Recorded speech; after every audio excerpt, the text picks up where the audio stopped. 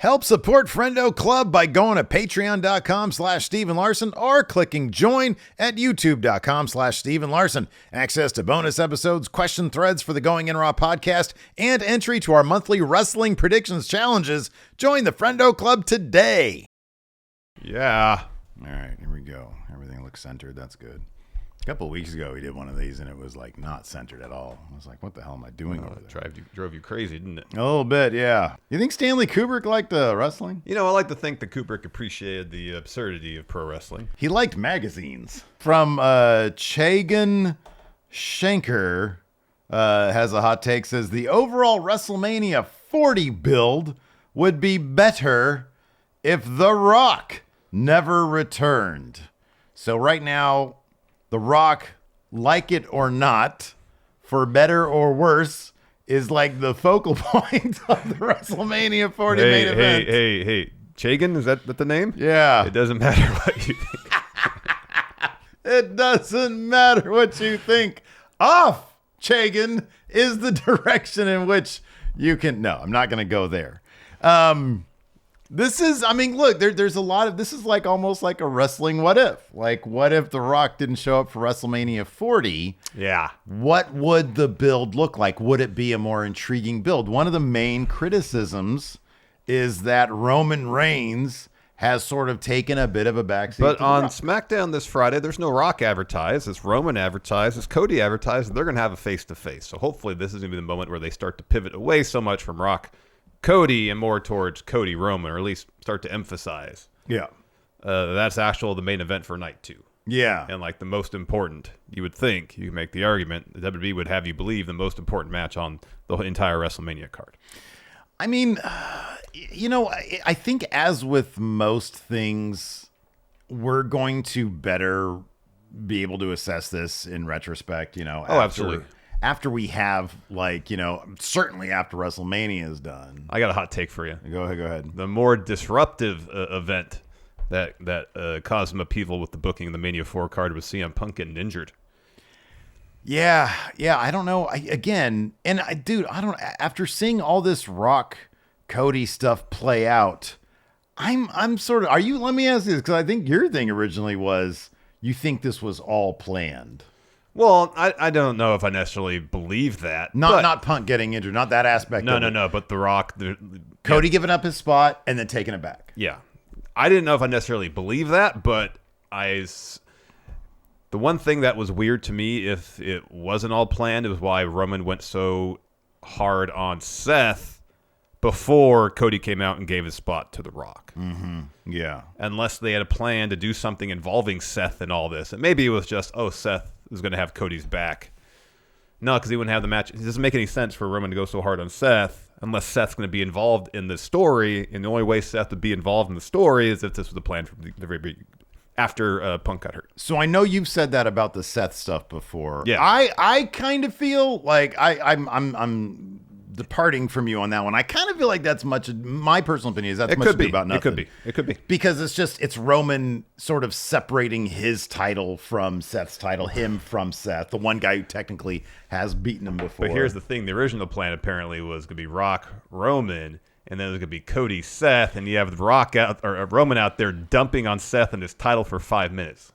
And why would Cody choose the belt, the challenge for the belt that Roman just dumped all over? So here's the bigger issue for me. This is why I think it was all this was the plan through and through, and Drew is just the replacement for Punk in everything. This is why I think this was originally the plan.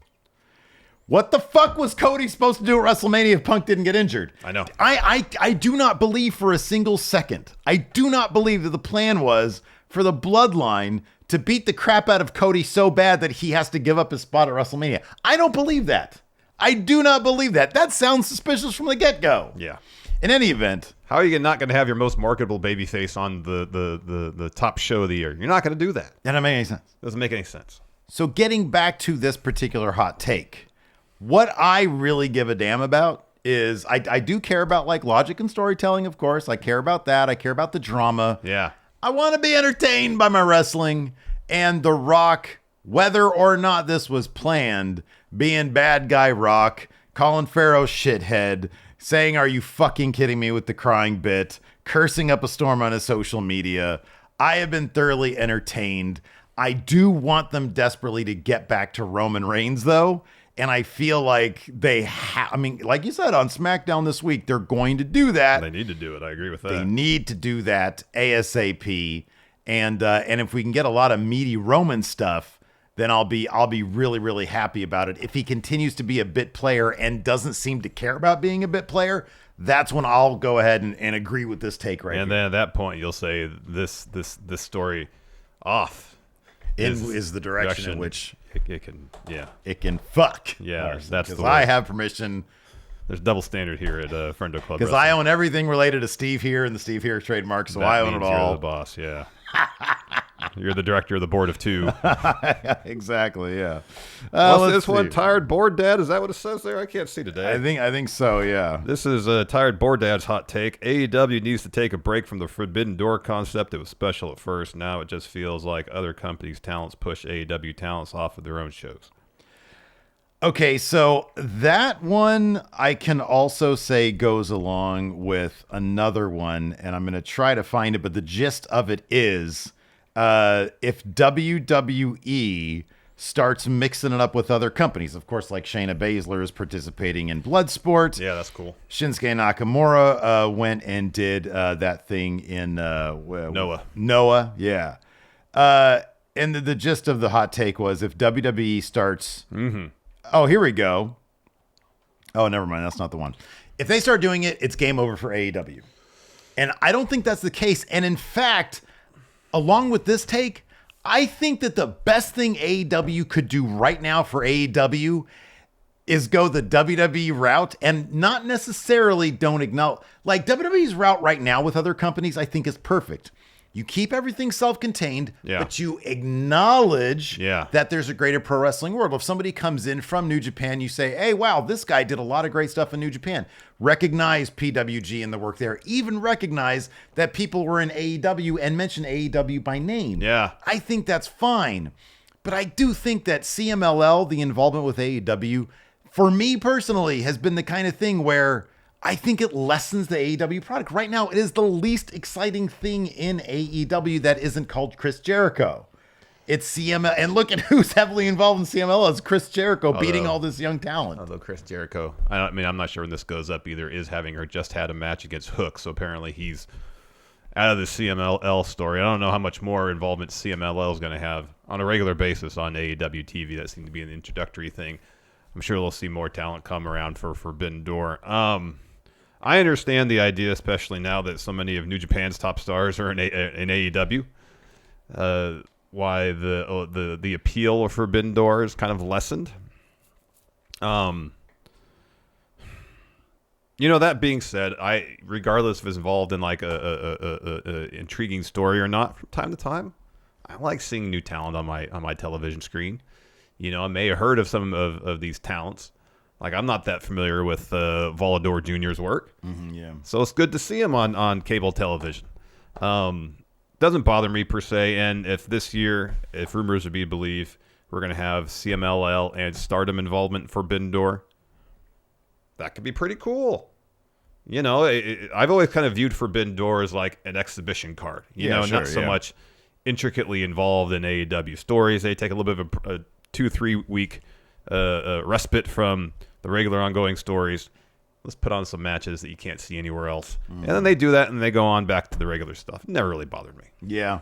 Yeah, it didn't really bother me up until now, but once the CML stuff started happening, I was like, okay, I'm watching their television show. I'm watching 4 hours a week of it. I watch Dynamite and Collision. I watch Rampage. And for whatever amount of time they occupy, usually it's like, I don't know. I think at some points there were like 2 CML AEW matches per episode. That's about a half hour. I don't need that. I don't like, does it bother me? It doesn't bother me. But like, I feel like that time could have been spent making more compelling stories with AEW talent. I think that every minute they spend on TV is kind of precious. That's more time that people could either be choosing to keep tuned in or to tune out. And I just think that, I don't know. With New Japan was the thing because everybody loved New Japan. Everybody knew New Japan. They knew New Japan. Nobody. I don't. It's not the same. It's not the same. I'll say this: the CMLL Invasion, if you will, of AEW served to help strengthen Blackpool Combat Club because they won every match. Did they ever? Do you even know? Did they do the Arena Mexico thing? I have no idea. I don't think so because I feel like we would have seen footage of Wheeler Yuta eating that pin.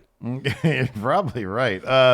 Daywalker IRL says Damian Priest needs to upset the world and cash in on Cody post-match. That'll get him the heat he needs to be taken seriously. Heat isn't everything. I'm not even done and you're already hopping on this one. Heat isn't everything. Oh, man. Yeah, I disagree with this. I don't want to see Damian Priest go out there and cash in on Cody Rhodes at the end of the match. I like Damian Priest, too. Philadelphia crowds be throwing beers and batteries and garbage in the ring if that happens. Oh, that's heat. That's heat. Oh, you don't end WrestleMania like that with the 2-year build to Cody finishing his story just to get heat on Damian Priest. That's ludicrous. Let me ask you this. What? Is there a superstar who could have had anybody else in the company? Gunther. Okay. If Gunther had Money in the Bank, you'd be cool with him cashing in. Yeah, because Gunther's great. That'd be kind of. I like Damian Priest too, but Gunther's S tier. If the IC championship. Oh, he's ends WrestleMania holding the Intercontinental title and the World title. Well, no, I was gonna say if it was like an option C where he had to cash it in. No, he just has them all. Yeah, he's holding end WrestleMania with both belts up. It's still like I don't know, holding the Money in the Bank briefcase still too somehow. All right. That'd be cool. I'd be down for it. Speaking of Gunther, 5Holding7 says, hot take. Gunther should defend his IC title at Berlin against Roman after Roman has nothing left after losing the title to Cody. Interesting. So it's just tee off on Roman Reigns season after WrestleMania. Apparently. This guy who can kick out of everything, he's just taking L's doing to jobs everybody. left and right. Or Roman takes the IC title off Gunther in Berlin. Yeah? Is that a good one? No, opposite of good. It's bad, very bad. Bad one. Fine, we'll move on. Bad. Michael Alognon says Nia Jax's return saved Rhea Ripley's title run incredibly boring up to that point. So we've talked about this before, how there's sort of like a disconnect between Rhea Ripley as a character and her growth and her actual title reign, which I think the gist of this, I kind of agree. I'm not going to say Rhea Ripley's been boring. The actual reign and her list of opponents has been underwhelming. The feuds involved in her title reign have not been the most interesting up until Nia. Yeah. And I'm hoping now that Rhea's beat Nia, now she's got to take on Becky at WrestleMania. Maybe now we'll get a consistent series of interesting feuds with some really good matches. But yeah, the early aspect of her title reign was far more focused on developing her as a character and her ascension within the ranks of Judgment Day, and therefore Judgment Day's ascension to running Monday Night Raw. So like she was essentially the Roman Reigns of Monday Night Raw for a good chunk of 2023. And that was more the focus of her as opposed to title reigns. One of the biggest title defenses, sorry. One of the biggest problems with that, because you're right, she is the Roman Reigns, but Roman Reigns had like a really long list of legitimate competitors. Oh yeah. They haven't really done anything with anybody else to help that situation with Rhea Ripley. Yeah. Like there's not, I mean, maybe after the draft things get shaken up a little bit. Mm-hmm. Like if Io loses her title at WrestleMania, comes over to Raw and challenges Rhea Ripley. Okay, there's a cool feud right there. Or Bianca. Bianca, that should be like a WrestleMania 41 deal, you know? Should. King Pertovd says Logan Paul walks into SummerSlam as Mr. Money in the Bank. I'd be down with that. I like Logan Paul. Deep Voice Dude says, I want to see Dabbity buy AEW so the wrestling world can get another go at a massive invasion angle since the previous one wasn't so great. So let me get this right, Deep Voice Dude. You want another wrestling monopoly simply so we can retcon a tepid invasion angle from 20 years ago. For one story. What a terrible take this is. That's awful. No. Not into we that need one. a strong AEW so that Yes. the wrestlers benefit with higher paydays and Yes. blah, blah, blah, blah. Yes. All that A stuff. healthy AEW is better for the wrestling industry. Could you, and better for our wallets too, Larson. Could you imagine if it was just like a killer AEW product competing with the killer WWE product? It's good for us. Oh, man. No competition from WWE. You know what that means? Complacency. It means the product's going to suck. Tepid. Suck. Tepid. Eastside Review says Cody Rhodes will not be nearly, I can't read today, not be nearly as over as champion as he is during his chase. Similar to 2019, the current day face Seth Rollins. He's better as a challenger than champion. People will clamor for someone to beat him in short order. It all depends on the stories and feuds they come up with for Cody after he wins the title. If he wins the title and feuds with, no disrespect to Nakamura, feuds with Nakamura as his first title feud is going to feel like a huge step down.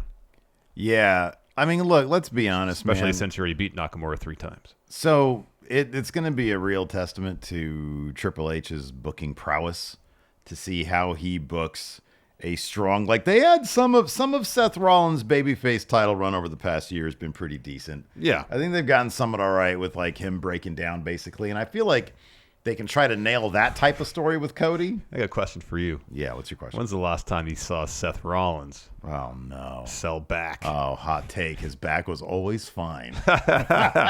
Seth Rollins is a big old liar. He's working us. He's working he spotted the marks. He took the words right out of my mouth. Okay, we're gonna end on this one from Joker Smiley. I don't think he's calling us out. Well, it depends. Well, let's see if this comment's brand X for genuine Joker product. All right. The old timers with their podcasts who do nothing but dump on the current stars and fan the flames of tribalism in wrestling are doing more to kill the business than any no-sell spot or super kick ever had. I think he's referring to guys like Disco Inferno, who's on the Keeping It 100 podcast. Vince with Conan. Russo. And I think most Jim famously Cornette. Jim Cornette. Yeah. I don't necessarily disagree that people who are extremely negative about wrestling as an industry moving forward and progressing as an art form, I don't think they're doing the business any favors by being so negative. Any art form evolves and progresses and changes with the times. Yeah. You either keep up with it or you get left behind. Yeah. And what they're doing is trying to maintain any small bit of relevancy as this industry is passing them by. Yeah. Soon enough, no one's going to pay attention to them. So At least I hope so. I think you could probably see this with certain people. For example, Disco Inferno. That dude has never said anything that I've agreed with, and I kind of think the dude's a bit of a clown. Yeah. Cornette has a massive following, and his 2 podcasts are usually 1 and 2 on like the pro wrestling chartable ranking system. Yeah. And I'll be honest with you, I don't listen to him. No. I've heard various things about him, some not very flattering. I've heard some of his takes, some I don't agree with, some in a general sense I do agree with when he talks about like certain elements of pro wrestling. I'm sort of torn on this take particular. I don't think that it's doing more to kill the business. Number one, who's killing the business right now? Business is like up across the board. Yeah. Like, granted AEW, they're not filling up the arenas, but They're filling up the arena tonight in Toronto. Sold out. Oh, is it? Yep. Oh, okay, that's cool. That's what Tony Khan said. Like, they're probably about to score a huge TV deal. Yeah. Netflix, $5 billion for WWE. The Rock is back. He's made it cool. He owns it all, including his name. That means he's the boss and Director of the board. Yes, all that. Business is not being killed right now. No. And so I don't think they're killing it. I think that they're expressing their opinion. And you're right in terms of like the relevancy aspect of it. It's just going to pass them on by. With Cornette, man, I'm sort of torn. Like, I kind of feel like somebody who has found a way to engage the wrestling fan base, whether it engages in tribalism or not, keeps people talking and keeps people engaged. And I don't necessarily, while we don't do that necessarily, I don't think. No, we try not to be like super negative or tribalistic about things. No. We like what we like, and that's what it is. Yep. But I don't necessarily think it's like bad for the industry if it's keeping people engaged. If there's some like super like I don't know dicey takes about certain things that goes beyond wrestling and into hate-filled tirades, okay, that's a different conversation, and I've seen that accusation be levied towards certain people, but I don't know, it's all just sort of wrestling opinions, you know what I mean? Like, I don't put a whole lot of stock in it, obviously not, Yeah. but I don't. Yeah. I just don't think that it does as much harm as some people claim. I don't think that it kills the business. I think the business is really Well, the business. good right The now. evidence is the business is doing good. Yeah. But So- I think it would make wrestling social media much more enjoyable if there wasn't so many people kind of fanning the flames of negativity. Yeah, I don't disagree with that. It makes the discourse kind of irritating. Yeah, but, very much so. but I don't know. Whenever things are really good, like whenever like there's a lot to talk about, that's just sort of the unfortunate natural side effect of any fandom, to be honest with Well, you. any discourse, really. Yeah. Anyways, so on that note, we're gonna call it a day for hot takes. Be sure to hit that and then